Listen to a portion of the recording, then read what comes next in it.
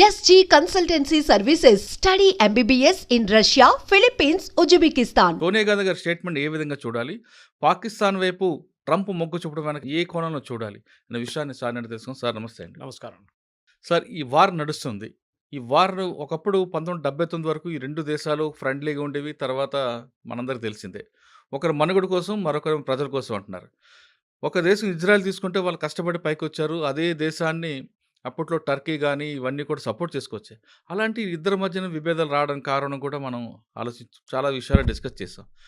ఇది ఇప్పుడులో ఆగే పరిస్థితి కనిపించట్లేదు. ఒకవైపు ఇరాన్ వైపు కొంతమంది, ఇజ్రాయెల్ వైపు మరికొంతమంది. అంటే వరల్డ్‌లో ఉన్న దేశాలన్నీ కూడా డివైడ్ అయిపోతున్నాయి. ఇప్పుడు మన దేశంలో కూడా రాజకీయ పార్టీలు కూడా రెండుగా డివైడ్ అయ్యే అవకాశం కనిపిస్తుంది. ఇక్కడ సోనియా గాంధీ గారు కూడా ఖచ్చితంగా ఆమెకు సపోర్ట్ చేయాలంటూ అంటున్నారు. ఎందుకంటే గతంలో మన గాజాబే చేసినప్పుడు కానీ ఇరాన్ మనకు సపోర్ట్ చేసింది అంటున్నారు. ఇది ఏ కోణంలో చూడాలి? ఇది మన అటు తిరిగి మన దేశానికి వచ్చే కనిపిస్తుందా?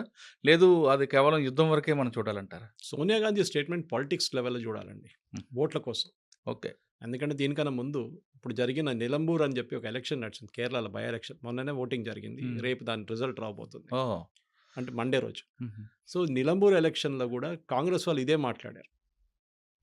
అక్కడ దీనికన్నా ముందు ఒక చిన్న ఫెస్టివల్ జరిగింది వాళ్ళ మస్జిద్లో.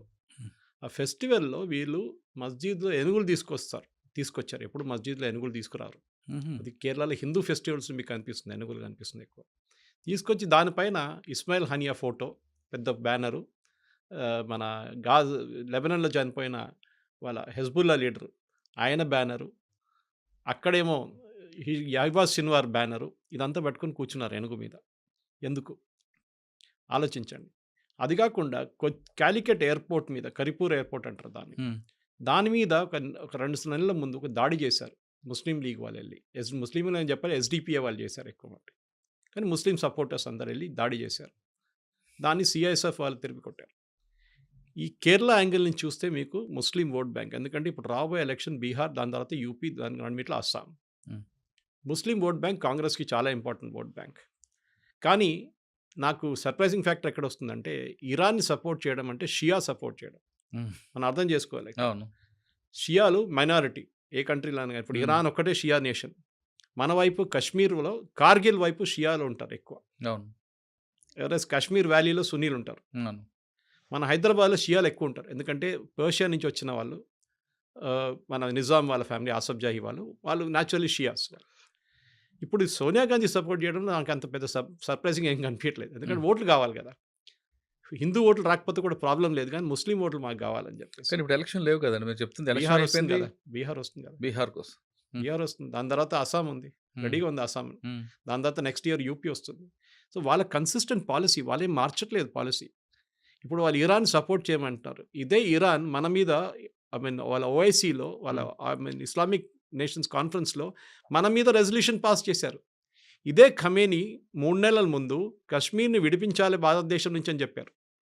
అవును, ఆలోచించండి. అవును. So why should be support ఇట్లాంటి నేషన్? మనం ఎందుకు సపోర్ట్ చేయాలి? మన మీద బాగా వ్యతిరేక, సరే ఇంటర్నల్ పాలిటిక్స్ పక్కన పెడితే కూడా మనకు ఒక స్ట్రాటజిక్ ఇంట్రెస్ట్ అక్కడ ఉంది. ఒకటి చాబార్ ఫోర్ట్ అని చెప్పి పెద్ద ఒక ఫోర్ట్ ఉంది ఇరాన్లో. దాంట్లో హాఫ్ ద ఫోర్ట్ మనకి ఇచ్చేశారు. ఎందుకంటే మనకి ఆఫ్ఘనిస్తాన్ ఎంటర్ కావడానికి, లేకుంటే తుర్క్మెనిస్తాన్, అజర్బైజాన్, ఆర్మీనియా ఎంటర్ కావడానికి ఈ రూట్ తీసుకోవాల్సి వస్తుంది ఇరాన్ నుంచి. పాకిస్తాన్ మనం వెళ్ళనియరు అక్కడి నుంచి.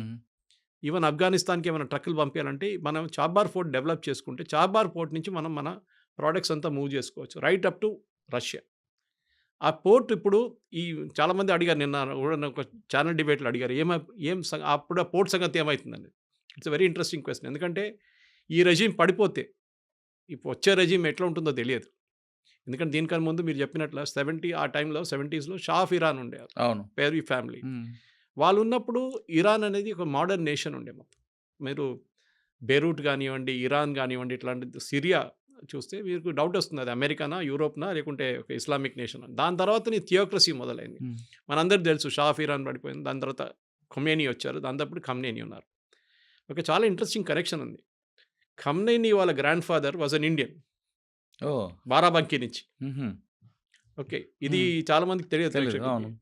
బారాబంకీ యూపీ నుంచి, అతను నజాఫ్ అని చెప్పి వీళ్ళ ఇరాక్లో వీళ్ళ ఇమామ్ది ఒక పెద్ద మసూలం ఉంది అక్కడ, ఆయన అక్కడే బరీ చేశారు. చాలా ఫేమస్, ఈ షియాస్కి చాలా ఫేమస్. అక్కడికి వెళ్ళారనమాట. ఇప్పుడు కాదు, సమ్ 200 ఆ టైం జనరేషన్లో.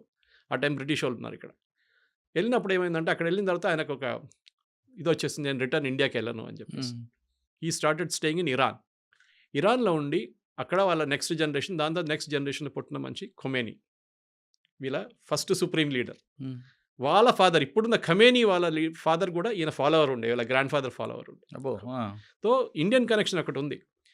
మనకి షియాస్కి నేను చెప్పినట్ల వాళ్ళకి ఒక థియోక్రసిక్ స్టేట్ వచ్చినప్పుడు భారతదేశం సపోర్ట్ చేయడంలో ఏ ప్రసక్తి లేదు, చేయకూడదు. We should stay neutral. మనకి కార్గిల్లో ప్రాబ్లం వచ్చినప్పుడు ఎవరు సహాయం చేశారు? మనకి ఇరాన్ చేశారా? చేయలేదు కదా. చేయలేదు. ఇజ్రాయెల్ ఇచ్చారు మనకు బాంబులు. బాలాకోట్ మీద కొట్టిన బాంబు బంకర్ బస్టర్ బాంబు అంటారు దాన్ని, చిన్న వర్షన్, ఇప్పుడు పెద్దది కాదు, చిన్న వర్షన్ స్ట్రైకర్ది. అది ఎవరు ఇచ్చారు? ఇజ్రాయెల్ ఇచ్చారు మనకి. అంటే మన దగ్గర ఉన్న ఆర్మ్స్ కూడా ఎక్కువ కూడా ఇజ్రాయెల్ నుంచి వస్తున్నాయి కదండి. హైదరాబాద్లో 2 కంపెనీలు ఉన్నాయి సార్. అవును. ఇప్పుడు యూజ్ చేసిన మన పాకిస్తాన్ మీద యూజ్ చేసిన 2 డ్రోన్లు, ఒక మిసైల్ హైదరాబాద్లో తయారైంది. దాంట్లో ఒక మిసైల్ వెళ్ళి పడిన తర్వాత, ఒక డ్రోన్ పడిన తర్వాత దాని మీద హైదరాబాద్ అడ్రస్ ఉంది దాని మీద. సో ఇజ్రాయెల్తో మనకు ఒక స్ట్రాటజిక్ ఇంటెంట్ ఉంది.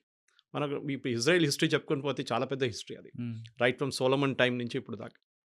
కానీ ఇజ్రాయెల్తో మనకి ఒక ఫిజికల్ కనెక్షన్ చాలా ఉన్నాయి. So Israel as a nation 1948లో ఫామ్ అయింది. మనకు ఫ్రీడమ్ వచ్చిన తర్వాత 1 year తర్వాత వాళ్ళు ఫామ్ చేసుకున్నారు. వాళ్ళు కొనుక్కున్నారు ల్యాండ్. అవునండి.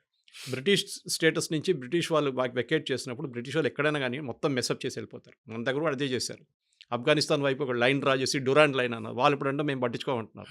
ఇటువైపు ఏమో మెక్మోహన్ లైన్ చెప్పి చైనా వైపు అరుణాచల్ ప్రదేశ్ చైనీస్ పట్టించుకోవట్లేదు.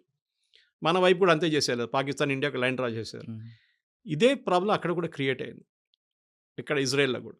ఇజ్రాయెల్ యాజ్ అ నేషన్ వాళ్ళు డబ్బులు పెట్టి కొనుక్కున్నారు ల్యాండ్. ఇది మనం ఇప్పుడు రియల్ ఎస్టేట్ కొంటాం చూడండి, అక్కడ కొన్నారు వాళ్ళు. ఆ టైంలో అరబ్స్కి ఇంట్రెస్ట్ లేదు, అంటే అక్కడ ఏం పంటలు ఎవరు, మొత్తం డెజర్ట్ అది. కానీ దాన్ని ఎట్లా మార్చారు మనం అందరూ చూసాం. చంద్రబాబు నాయుడు గారు కుప్పం తీసుకొచ్చారు వాళ్ళని, తీసుకొచ్చి అక్కడ అగ్రికల్చర్ ప్రాక్టీస్ చేయమన్నారు ఇజ్రాయెల్ వాళ్ళ దగ్గర. So Israel as a nation మనకి ఒక సింబాలిక్ నేషన్. ఎందుకంటే నేను వచ్చే కేరళ నుంచి, మా ఇంటి దగ్గర నుంచి 16 kilometers దూరంలో వీళ్ళు వచ్చి దిగారు ఫస్ట్ ఆ టైంలో, 17th century. అప్పుడున్న రాజు, హిందూ రాజు అక్కడ, ఆయన సెట్ కమ్, మీరు రండి, మీరు మా దగ్గర ఉండొచ్చు అని చెప్పి వాళ్ళకి ప్లేస్ ఇచ్చారు. ఫస్ట్ సినగాగ్ అక్కడ ఉంది. సినగాగ్ అంటే వాళ్ళ గుడి. నెక్స్ట్ వాళ్ళు కొచ్చిన్కి వెళ్ళారు. మీరు కొచ్చిన్కి వెళ్తే మీరు జూ టౌన్ ఉంటుంది, అక్కడ పెద్ద సినగాగ్ ఒకటి ఉంది. ఒక టైంలో 26 ఫ్యామిలీలు ఉన్నారు అక్కడ జ్యూస్. ఇప్పుడు ఒక్కరు కూడా లేరు, ఒక ఫ్యామిలీ ఎక్కడ ఉంది అంతే, అది కూడా లాస్ట్ జనరేషన్. వాళ్ళు మిగతా వాళ్ళందరూ వెళ్ళిపోయారు. ఎందుకంటే ఇజ్రాయెల్కి ఒక ఇది ఉంది, మీ గ్రాండ్ ఫాదరో వాళ్ళ గ్రాండ్ ఫాదరో జ్యూ ఉంటే మీరు ఇజ్రాయలీ సిటిజన్షిప్ వచ్చేస్తుంది మీకు. మన వైపు కూడా యనం వైపు ఆంధ్రప్రదేశ్లో అక్కడ ఒక జూయిష్ కమ్యూనిటీ ఉన్నారు. వీళ్ళని కొచ్చినీ జ్యూస్ అంటారు. వాళ్ళని I think they got something else. వాళ్ళు కూడా వెళ్ళి సెటిల్ అయిపోతున్నారు. పాండిచేరి కూడా ఉన్నారు కదండి వాళ్ళు. పాండిచేరిలో ఫ్రెంచ్ ఉన్నారు ఎక్కువ. మన బాంబే వైపు వచ్చారు. అప్పుడున్న బాంబే వైపు వచ్చి అక్కడ కూడా ఒక సినగాగ్ పెట్టుకున్నారు. ఇజ్రాయలీస్ మీరు ఎక్కడైనా వెళ్ళండి, ఇజ్రాయలీస్ ఉంటారు, జ్యూస్ ఉంటారు. Polish juice, Ukrainian juice, Russian juice, German juice ఉన్నారు. ఆలోచించండి. అది కాకుండా మీరు ఎక్కడ వెళ్ళినా కానీ జ్యూస్ ఉంటారు. మనం చిన్నప్పుడు ఐ థింక్ మర్చెంట్ ఆఫ్ వెనిస్లో ఉందనుకుంటా, ఇది షైలాక్ అని ఒక క్యారెక్టర్ విని ఉంటారు మీరు. డబ్బులు అప్పులు ఇచ్చేటోడు, ఇచ్చి విపరీతంగా ఇంట్రెస్ట్ తీసుకుంటుండే, అది కాబోలీ టైప్. సో ఇప్పుడు ఎవరైనా అట్లాంటి పని చేసినప్పుడు షైలాక్ అని అంటారు. అవును, కొంతమంది అట్ట అంటారు, కొంతమంది కాబోలీ వల్ల వదలరా అంటారు. అది తో షైలాక్ లాంటి వాళ్ళు. ఎందుకంటే వీళ్ళు ఇజ్రాయలీస్ జ్యూస్ ఒక ఉంది సార్, డబ్బులు, మీడియా, ఇది ఎప్పుడు వాళ్ళ చేతిలో ఉంటుంది. మీడియా ఎప్పుడెప్పుడు వచ్చింది, కానీ దానికన్నా ముందు డబ్బులు. మీరు ఏ అమెరికన్ కానివ్వండి, ఏ యూరోపియన్ కానివ్వండి, ఫైనాన్స్ హెడ్ చూడండి, వాళ్ళ ఫైనాన్స్ అంటే వాళ్ళ డబ్బులు ఖర్చు పెట్టేది ఎవరైనా, వాళ్ళ మొత్తం ఫండింగ్ అంతా వాళ్ళ చేతిలో ఉంటుంది. దానికోసం ఏ అమెరికన్ ప్రెసిడెంట్ అయినా భయపడతారు. వాళ్ళు మీడియా వాళ్ళ చేతిలో ఉంటుంది. వాళ్ళు కంప్లీట్గా అమెరికన్ ప్రెసిడెంట్ దింపగలరు కిందని, అంత పవర్ ఉంది వాళ్ళ దగ్గర అనమాట. సో న్యాచురలీ మనం ఎందుకు వాళ్ళతో ఉండకూడదు?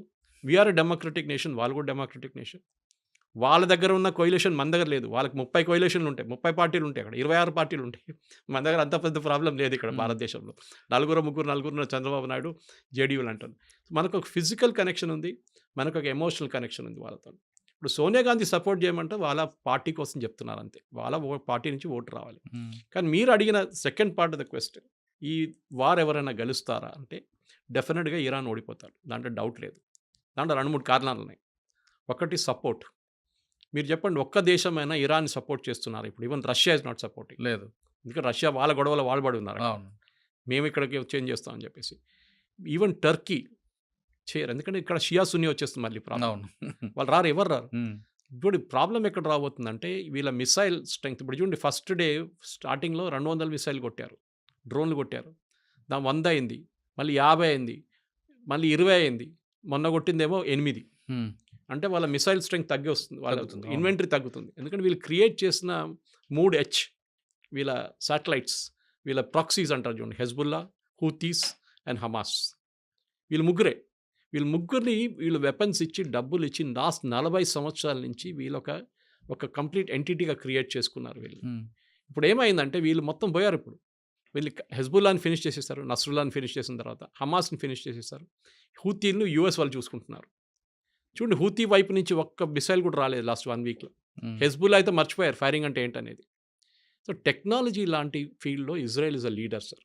అది మీరు హెల్త్ కేర్ టెక్నాలజీ ఉండొచ్చు, డిఫెన్స్ టెక్నాలజీ ఉండొచ్చు, ఏ టెక్నాలజీ, చిన్న దేశం, పాపులేషన్ మన ఢిల్లీ పాపులేషన్ లాగా దానికా తక్కువ.